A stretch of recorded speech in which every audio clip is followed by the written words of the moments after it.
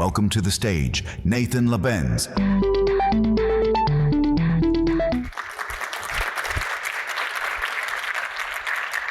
All right. Good morning.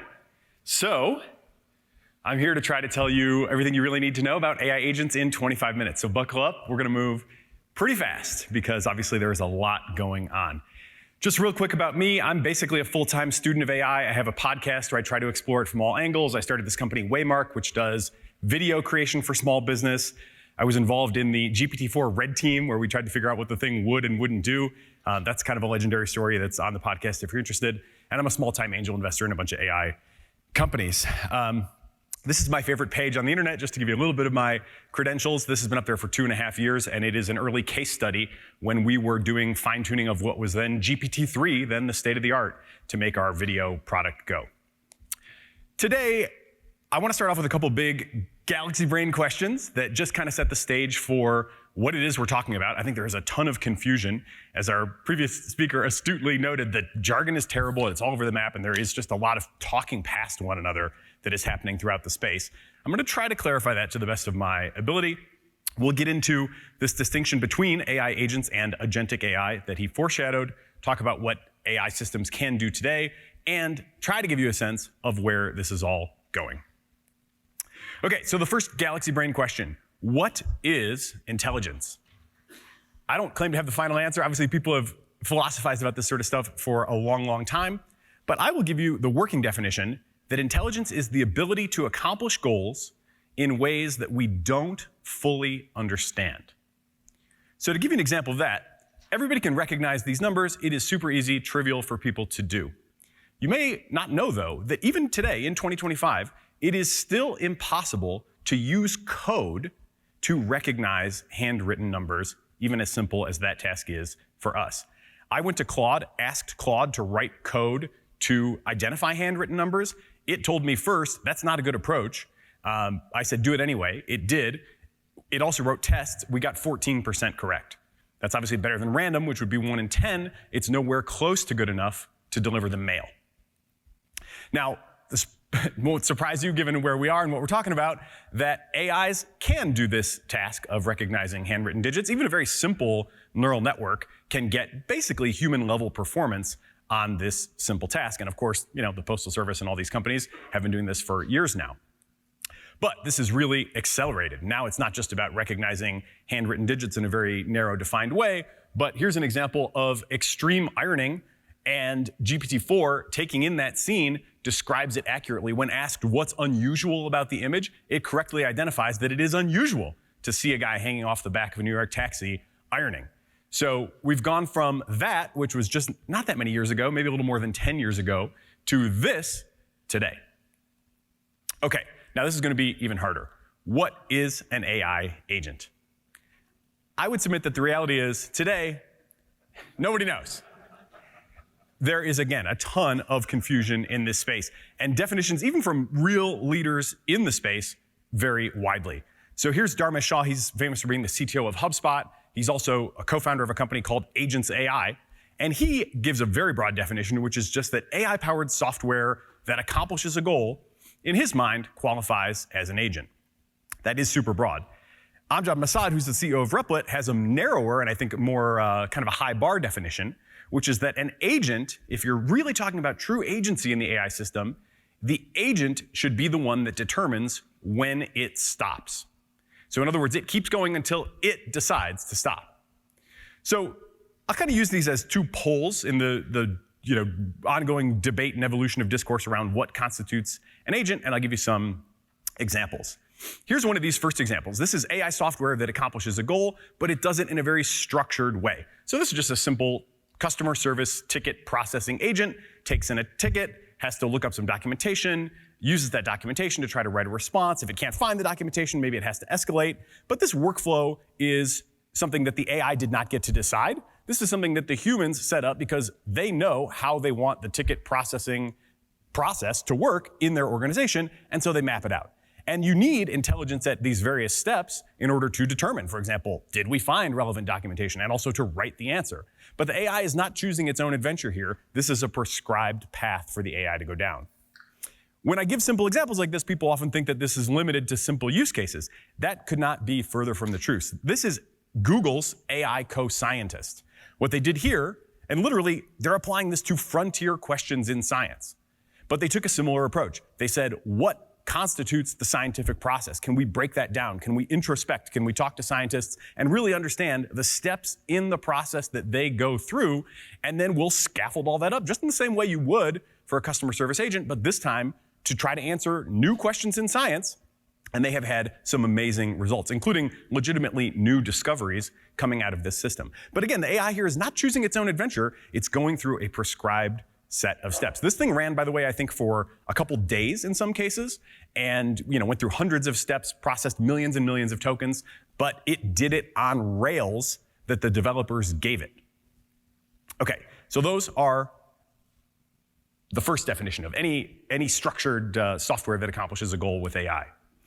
You can get super elaborate with this. There's a bunch of these good survey papers out now that kind of map out the different affordances, aka tools, that AIs can have, the different memory structures that they can have. Basically, you can get arbitrarily complicated with this at this point, and there's a bunch of resources out there that you can look into if you're curious about how can I equip it with memory or what's the best way to present tools, so on and so forth. Now, going to the other definition, where an agent is going to kind of choose its own adventure and decide when to stop, most of the systems end up looking something like this. The agent is basically the AI. The AI has access to some tools. It's given a task. It has the opportunity to reason. It has the opportunity to decide what to do. It makes some actual tool call out into the world. It gets a response on how that worked, what happened, and then it can continue that process until it decides either it's accomplished its goal or it's reached some barrier that it can't get over, and it decides to stop and says, hey, boss, here's what I got. That may surprise you. The results there can be quite unpredictable. What's interesting, though, is that these agents that choose their own adventure are often actually much simpler in structure than the ones that humans design out with all of the parts pre-prescribed. This is OpenAI's Codex CLI. They just released this a couple weeks ago. This much is open source, and you can go read this on GitHub. This is the prompt. It's one prompt that tells the AI how to be. It includes this notable sentence, you are an agent. So that's about the level of definition that they're giving this thing. They're just saying, you are an agent, here's kind of what we want you to do. And this bottom thing is the tools. That's it. It's just saying, you have access to the terminal of the computer. You can issue any commands you want into the terminal. You can do anything you want via this terminal interface. And if you've ever used the terminal on a computer, you can do just about anything that way if you know how to do it. The AIs do know how to do it. So they're given this very broad mandate, and the human can give them a task. Add this feature to my software project. It can search, it can read files, it can look around it can explore a file structure, can edit these files all through this single interface. But that's really how simple this autonomous agent is, once you, of course, have the core AI to build upon. It's not just code. You may have heard of this project called Claude Plays Pokemon. So this is obviously about as far afield from coding as you might get. But again, it's another one of these really simple agents where there's just a prompt that says, okay, you are a Claude, or you are Claude, you are about to play Pokemon. Here's kind of what you're supposed to do. It's just a few paragraphs. And then you can see here at the bottom, the tools that it has are the press buttons tool. And it literally just says, you have the buttons that are on a Game Boy. You can decide what buttons to press. That's the way that Claude interacts with Pokemon, just by pressing virtual buttons, issuing commands, press up, press down, whatever. And then it gets the screenshots back from the environment. And it has, I think, now finished Pokemon, and it's now doing it again. You can go watch that on Twitch, by the way. Okay, so if we try to taxonomize this a little bit, everybody's familiar with the AI assistant paradigm now. That's your sort of interactive chat. You give it a little thing, it quickly, immediately kind of gives you an answer. It's up to you to decide if that answer is helpful or not. Hopefully it is. If it's not, you can try again or you can give up. AI agents, that's the term that I use, and I don't know if this is going to stick really broadly through the community, but right now, AI agents I think is best used as a label for those more structured workflows, where you're actually sitting there and thinking, what are the steps I want to go through? How do I make sure this thing is consistent? And the most consistency, the highest levels of performance today are coming from AI agents. These are systems that you dial in, that you evaluate, that you really try to make sure you give them examples of what good looks like. You do all this work to get to the point where you have something that you can trust enough that you don't have to review its work every single time. If you get to the point where you are confident enough in what your AI agent is going to do, now you are really in business with an AI agent. But now we're also seeing this new paradigm emerge, and I don't like the term either, but it is kind of what people are saying, agentic AI. And this is where the AI really does get to choose its own adventure, use whatever tools it has, and kind of figure out its own path. And in many cases, it gets to decide when to stop. So knowing where you want to be on this spectrum, depending on the task, depending on your requirements, depending on how reliable you want it to be, how reliable you need it to be, this is really a core part of the art of making AI work for businesses today. Do you just want to equip your people with a simple chatbot that they can get questions answered? Do you actually want to scale up and put into production something that your business can rely on? Or are you trying to, today more experimentally, and especially useful in software development, are you kind of trying to delegate larger scale projects to AI and hope that it can kind of figure out how to do it on its own? Okay, now, one of my mantras for AI is that AI defies all binaries. This is a great project that does defy these binaries, because here what you have is a human that gives an AI a project, and then it spins up its own sub-agents. They were able to actually develop nanobody treatments for novel strains of the COVID virus doing this. So again, this is something that can work at a really high level, but it doesn't fit super neatly into the taxonomy. And I'm sorry, but that's just the way it's going to be. We're going to see a smear across this spectrum. Not everything is going to fit neatly into buckets. Okay, so what can AI agents do today? Again, they can do a lot. AI agents are now outperforming human doctors at diagnosis and at recommending treatments. That is work out of Google and a few other companies now. And it's really quite amazing. They're going into essentially clinical trials with this in hospitals in Boston. It can also definitely and pretty amazingly, clearly, outperform at least junior software developers. Today, if you gave me access to Claude 4 or a full-time entry-level developer, I would take Claude 4 in a heartbeat. I think we're starting to see this even in the aggregate statistics when it comes to how many junior software developers are being hired. So the disruption is actually starting to hit now. And you can see this also in the benchmarks. This software engineering benchmark, when it was introduced 18 months ago, this is pretty typical actually for benchmarks now. You start off with a pretty low performance on AIs. How long will it be until the AIs can do it? Well, now they're over 80%. That does translate into real money. This is a similar benchmark, but based on real tasks that people actually paid real money for on the Upwork platform. And this is a little bit out of date because we have new models since then, but even as of Claude 3.5 Sonnet, it was able to complete accurately the tasks that were worth $400,000 out of the total $1 million worth of tasks in the benchmark. So to try to extrapolate this or try to figure out what the trend is and get a little bit ahead, right? Because where is this all going? It's all moving so fast. Is there any way to be predictive about it? This organization Meter went back in time and said, okay, for all the different models that we've seen that were released at different points in history, how big of a task could they handle? And they measure the size of a task by how long it takes a human to do the task. GPT-2 basically couldn't do much of anything. It could kind of make very simple snap judgments like this or that kind of thing. They put that at 2 to 3 seconds. Now we see that we're up to about an hour. And notice the y-axis is a log scale. That's when you're looking at graphs in the AI space, something always to watch for. Are we talking linear scale or log scale? Often you will be seeing log scale. They calculated that the doubling time of the task length that the latest AIs could handle is doubling every 7 months for the last 6 years. So people have started to call this a new Moore's law for AI agents. We'll see if it holds. Obviously, this is not a law of science yet, but it is a pretty notable trend.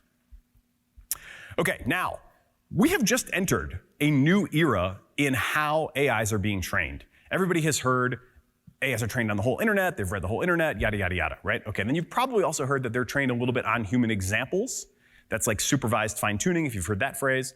But now we're entering the reinforcement learning era for large language models. And this is changing pretty much everything, I think, honestly. It's giving us a mix of what I call eureka moments and also a rise in bad behavior.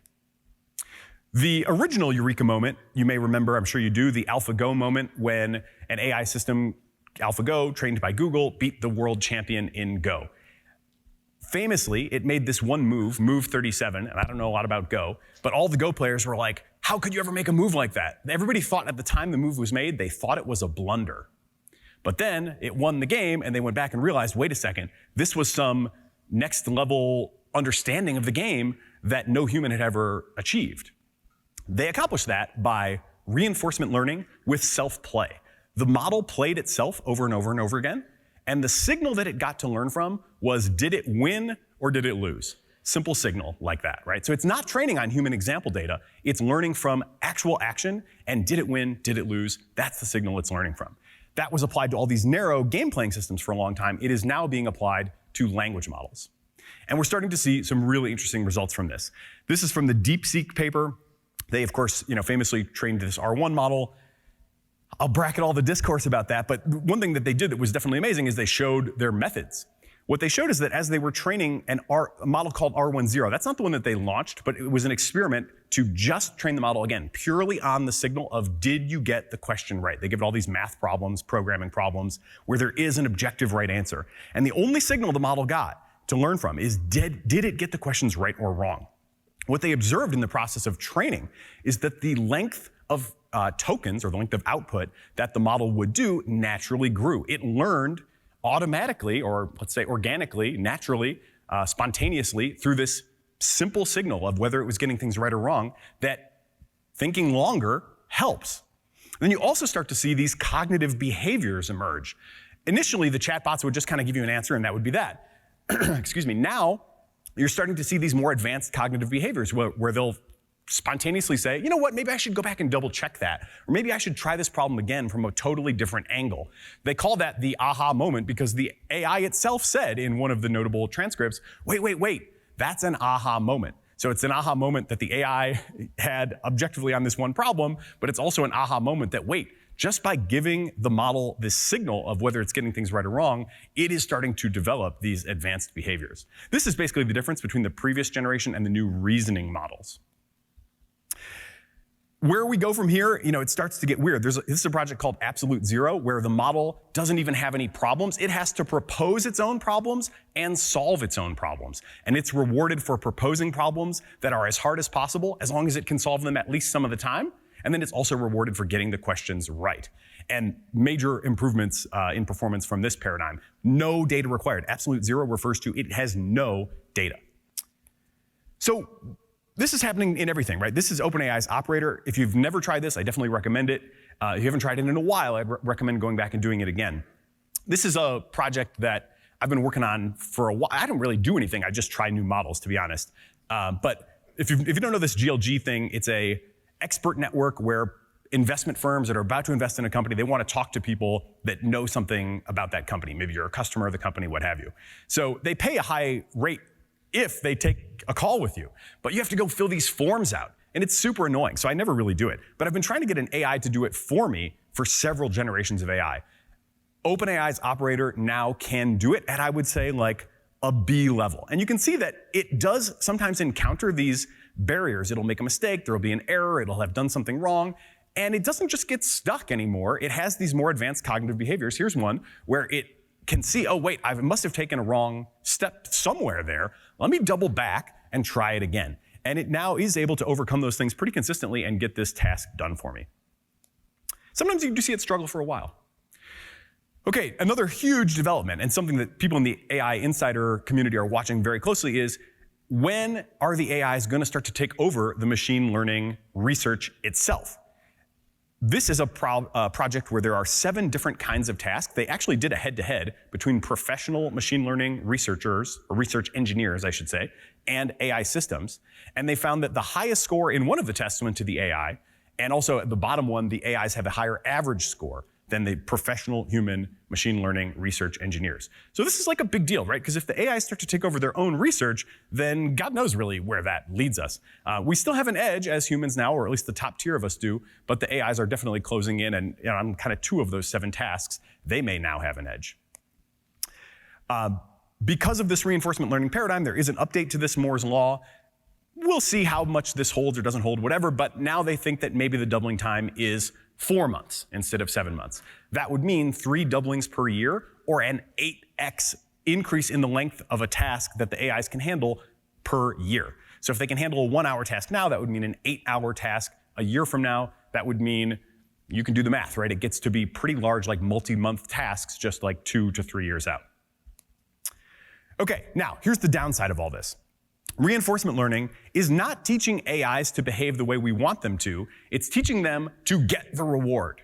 So this is a classic, like legendary one in the field. This is from OpenAI years ago, back in the game playing era. They trained an AI to play this boat racing game. What you're supposed to do is win the race. Let me go back and show that again.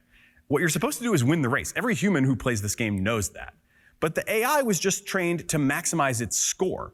And what it found was some glitch where just by looping around in this circle over and over again and crashing into other boats, that actually turned out to be the way to get the highest score. This is not the behavior that they wanted, but this is what the AI learned to do because all it was getting was the signal of its score. So this is starting to be, this is funny, legitimately, but it becomes a real problem when you apply this to like high stakes situations. So here's another kind of toy one. This is from research. This is an AI playing against a specialized chess playing AI. It realizes it can't win, so it tries to find another way, and it realizes that it has access to the file that stores all the moves that have been made in the game, and it decides, I'll overwrite the board and give myself a decisive advantage. So it just like wipes the history and wins that way. Okay, again, that was research, but this happened in the wild. This is a company called Sakana. It's like the biggest Gen AI company in Japan, former Google executives leading it. Like, it's a big deal. They came out publicly and said, we've got an AI CUDA engineer. It is performing at superhuman levels, huge breakthrough, amazing stuff.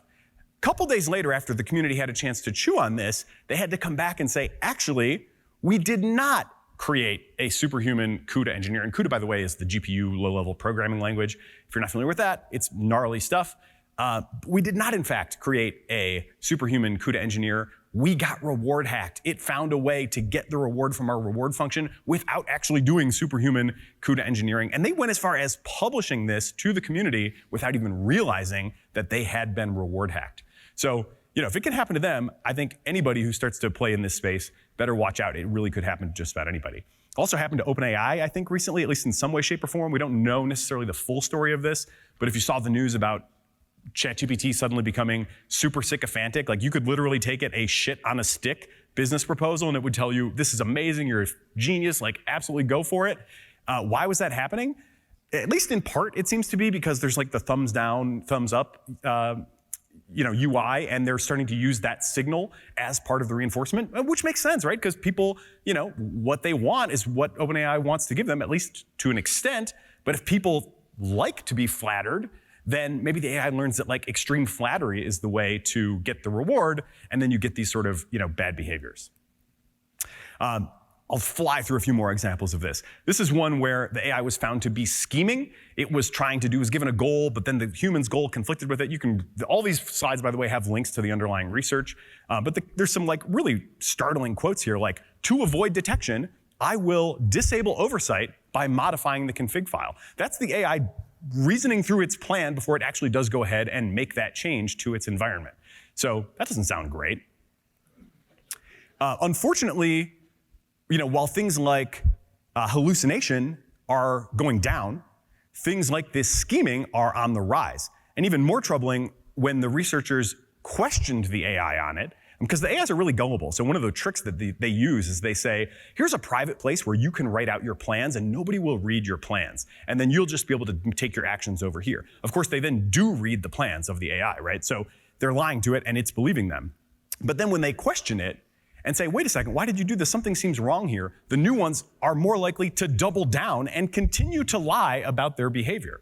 So this is, again, like, I would say, seriously troubling.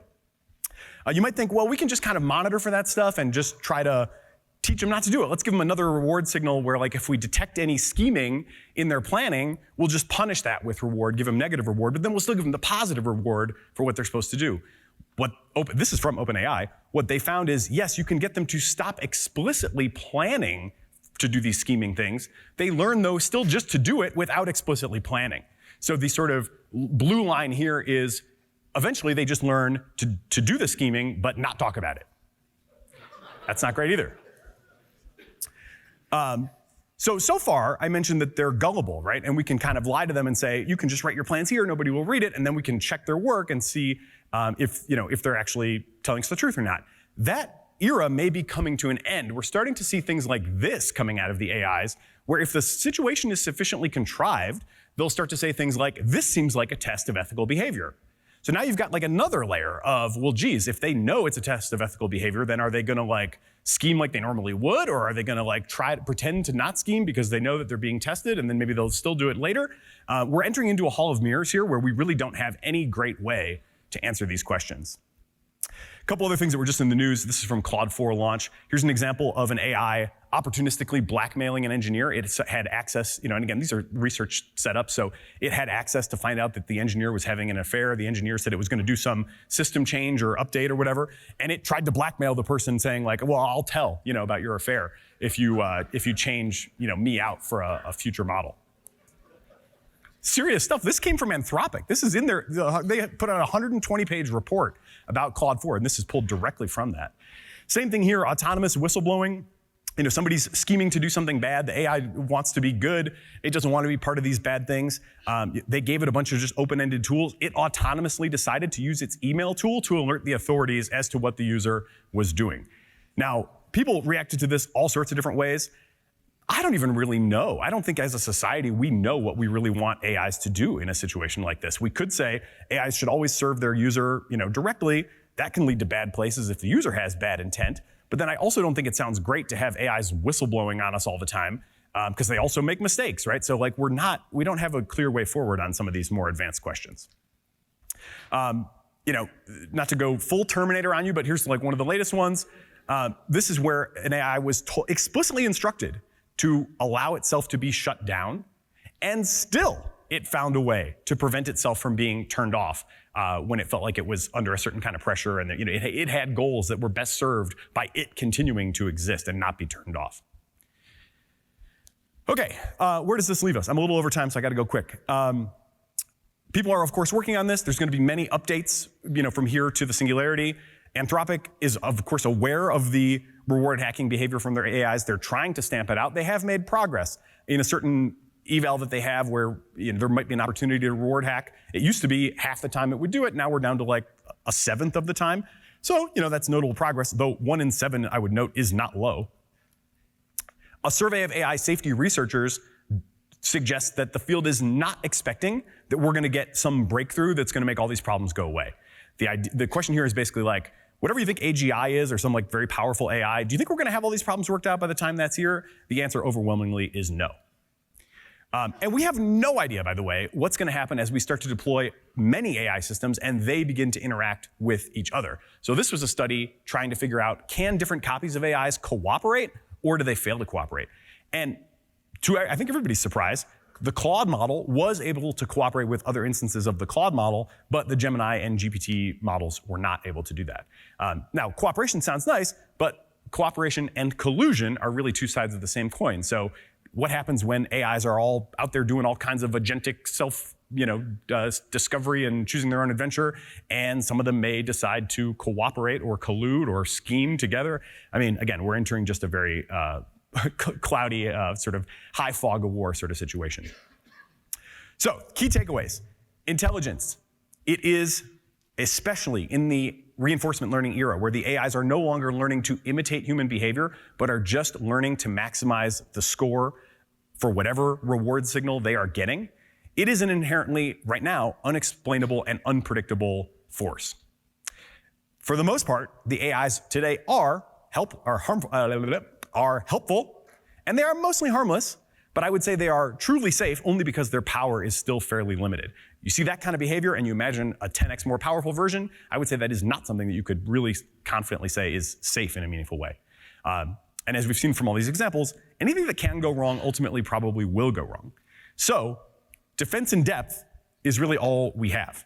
And I always say, let's hope it's all we need. Here's what defense in depth looks like. I won't go through this in too much detail, but if you're going to try to implement these, especially more agentic solutions, there are a bunch of techniques that can be used to try to catch them. Things as simple as like have another AI that is, and really what you're doing is you're creating these narrow, highly structured AI agents that sort of intervene or monitor at specific moments in specific ways that you have designed in detail to try to make sure your agentic AI doesn't go like totally off the rails. So there could be simple things like examine the inputs and determine if the inputs seem harmful. Examine the outputs, determine if the outputs seem harmful. None of those are foolproof. We all know that there's like a failure rate for any of these things. But the plan right now from your OpenAIs and Anthropics is to just layer on as many of these as possible. It's sort of the Swiss cheese defense, and hope that of 10 layers of defense, at least one catches everything that's like significantly, problematic. Okay, so my recommendation to businesses is, by all means, build AI agents, but mostly try to retain agency for yourself. And in practical terms, I just added the same exact chart as before, but I just added one line to it. My outlook is, of course, everybody should have ChatGPT. They should be using that.